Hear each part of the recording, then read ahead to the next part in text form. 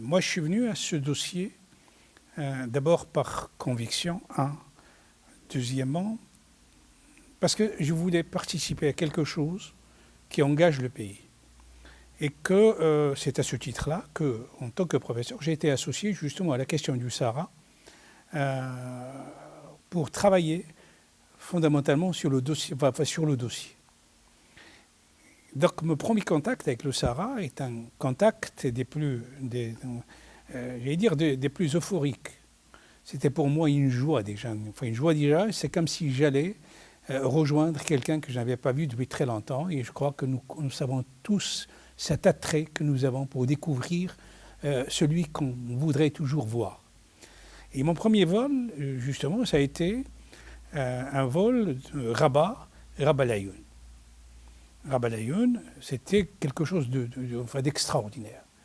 Et je crois que c'est véritablement zapper énormément de choses que de cerner pratiquement tous les aspects et tous les effets que vous déclenchez lorsque vous atterrissez dans cet aéroport. J'avais des idées, certes, j'avais vu des photos, mais les photos ne traduisent pas la réalité.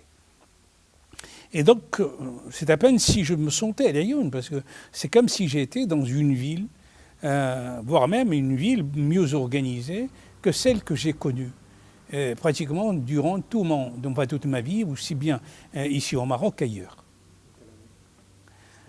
C'était en 1986. C'était en 1986, et donc j'ai eu le bonheur d'être rattaché justement au ministère de l'Intérieur pour m'occuper du dossier du Sahara. M'occuper du dossier du Sahara, tant sur le plan politique que sur le plan économique, que sur le plan de l'évolution des construits sociétaux, en l'occurrence les tribus que composent justement le territoire du Sahara. Je n'avais que des idées fragmentées. Je savais que, par exemple, de Tarfaya, j'étais loin d'imaginer que Tarfaya était pratiquement la porte du Sahara. C'est-à-dire plus que Gilmim. Généralement, quand on parle de Gilmim, c'est la porte du Sahara. La porte du Sahara. Alors, Tarfaya, à moins de 70 km de Laayoune, c'est qu'on était déjà dans... Et je savais que c'était un territoire qui était marocain depuis 1958. À quelques 70 km du territoire tant contesté, mais tant ancré dans l'imaginaire de toute Marocaine et de tout Marocain, comme quoi ils sont sur leur territoire. Et on m'a dit, attention, Tarfaya n'est pas la dernière. N'est pas la dernière, et que vous avez une enclave qu'on appelle Sidi Ifni, qui n'a été récupérée encore par le Maroc, qui n'a réintégré le Maroc en 1969.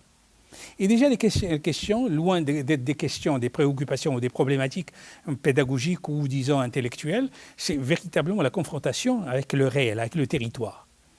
J'ai essayé d'avaler cela tant bien que mal, mais j'ai créé de l'espace.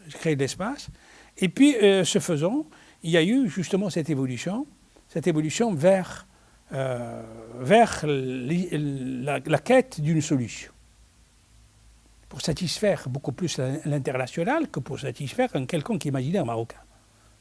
Toute Marocaine et tout Marocain déjà considérait cette perspective de solution comme étant des concessions inacceptables. Concessions inacceptables. D'ailleurs, c'est très simple, le référendum, l'acceptation du référendum a été rejetée par certaines forces politiques. Et que c'est sur la base de négociations que nous devons accepter. Et puis voilà qu'en 1991, nous rentrons sur les différents plans de paix. Plan Becker, etc., par la suite. Et donc, j'ai aussi la chance de participer à la première mission. Pour vous dire, j'étais pratiquement le plus jeune des cadres marocains à participer justement à cette mission d'identification qui avait été précédée par un travail, un branle-bas de combat, pratiquement une nouvelle marche. Une nouvelle marche, parce qu'il fallait répondre aux desiderata des Nations Unies, tant sur le plan des communications que sur le plan du transport, que sur le plan de la mobilité, que sur le plan de quelque chose comme ça. Et le dernier des Nations Unies ne savait pas de quoi était fait le territoire. Je passe très vite là-dessus pour justement répondre à votre question qui est mon premier contact avec le premier vol sur Tindouf en quelque sorte.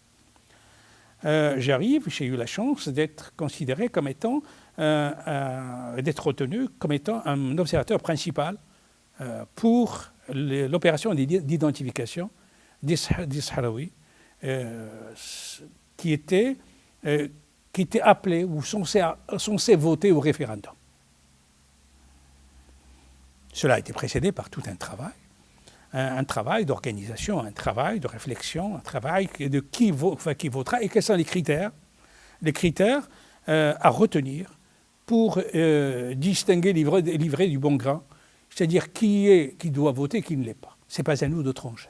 Mais en tout cas, nous partions avec des guidelines. Ce n'est pas nous qui devrions dire qui voterait ou qui ne voterait pas, mais c'était les Nations Unies qui posaient des questions sur la base des cinq critères. Les cinq critères, c'était des gens qui vivaient au Sahara, de père et de mère sahraouis, et qui figuraient dans les tribus retenues par le recensement de 1974, connu sous le terme générique de 574, élaboré par les Espagnols. 74 et 1974, c'est-à-dire bien avant la récupération ou la réintégration du territoire sahraoui, enfin la mère patrie. Le deuxième critère, c'est d'être né de père ou de mère, mais de père ou de mère, mais qui figure dans le census. D'autres critères, c'est par l'intermittence. Je vous fais l'économie pour dire quels sont les 5 critères. Il suffit de prendre le dernier des ouvrages et vous trouverez les 5 critères. Et vint le jour J. On a pris l'avion de Laayoune. C'était un Chinook. Un avion russe, en tout cas. C'était pas un Chinook, c'était un Antonov. Fabrication russe. Et nous prenons le vol, c'était pour moi l'inconnu. Comble du paradoxe, c'est que dès que nous avons pris l'envol, une pluie de questions. J'étais en transe et objet à une multitude de questions. Comment aller chez l'autre alors que c'est chez moi? Première réaction, c'est-à-dire Tindouf était marocain. Et pendant très longtemps. Et je fais le voyage avec le petit-fils, ou plutôt avec le neveu, d'un qaïd établi à Tindouf. Je fais allusion à l'oncle de Mohamed Cheikh Biedillah, qui avait encore les clés de sa maison à Tindouf. Lorsqu'il me l'a dit, c'était pour nous déjà, je ne sais pas, aller à l'encontre du bon sens. Hier, c'était votre territoire. Aujourd'hui, par justement négociation et consacré sur le plan international, il ne l'est plus. Comme de l'histoire, c'est un territoire qui est le vôtre. Vous allez voir des gens qui sont les vôtres et qui ont été soit, moyennant une illusion, qui se sont retrouvés de l'autre côté, soit qui ont été embarqués par la force. Soit des gens qui sont allés parce qu'on leur a fait miroiter qu'ils allaient se retrouver à la tête d'un État qui pourrait se construire à moyen terme. Mais aucun, et ceci m'a été confirmé par la suite, aucun des personnes que j'ai rencontrées n'avait prévu que cela allait durer au-delà de 10 ans. Nous arrivons à Tindouf, nous atterrissons, je me rappelle, c'était un après-midi, il faisait une chaleur torride, et on devait rester. En sortant de l'aéroport, on nous a mis dans les voitures des Nations Unies. Et on devait attendre l'autorisation pour aller. Juste pour mémoire, c'est que moi non plus, je ne savais pas que Tindouf était une ville à dominante militaire. et que l'aéroport était de dominante militaire. On sort de l'aéroport, je me trouve dans un terrain militaire, et puis on nous met dans les véhicules des Nations Unies. Mais par les Nations Unies, par des représentants des Nations Unies. Et on est monté dans les véhicules et je vous disais une chaleur torride, impossible de rester face sous l'atoll. J'ai pas pu, je suis sorti. J'ai commencé à marcher. Et puis il y a un de mes collègues, je ne dirai pas le nom, je dirai le nom, qui me dit mais Haddi, c'est de la folie que tu es en train de faire. Je dis pourquoi une folie? Il me dit mais tu n'es pas assuré là. Remonte dans les véhicules. Et j'ai dit j'ai oublié tout ce qui est assurance depuis que j'ai quitté Rabat. Et que quelque part, là où je vais, je suis chez moi. Les autres ont vu que finalement, voilà, les gens qui devaient nous conduire tardaient, et donc la chaleur était de plus en plus intense sous la tôle d'une voiture. Et tout le monde était sorti. Et c'est à ce moment-là où je vois quelqu'un s'avancer vers nous. Il me dit, est-ce que vous voulez les attendre au salon?